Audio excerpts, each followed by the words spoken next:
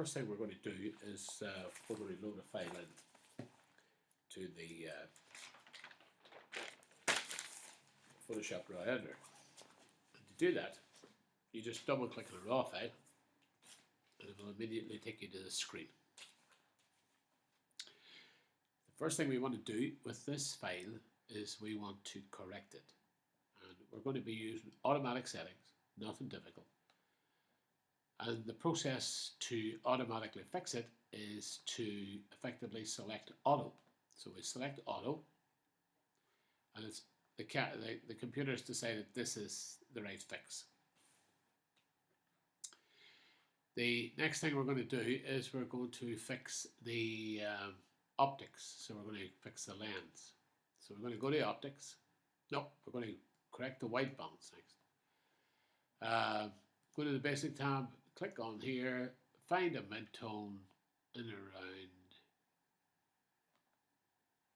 the grey area.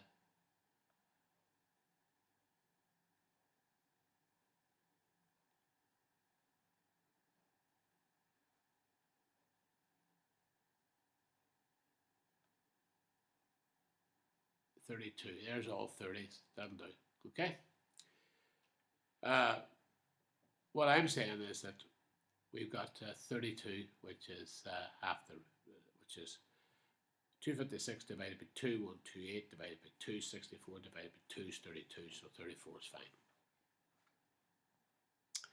Next thing we want to do is go and fix the optics, so we're going to pick up optics.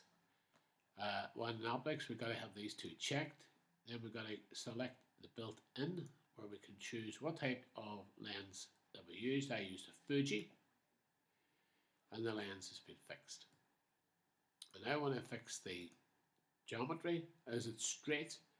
And to do that, we're going to pick up on the automatics again. I'm going to select A, and I'm going to select open. And now, when that's done, I'm going to select open. Open will take us to Photoshop.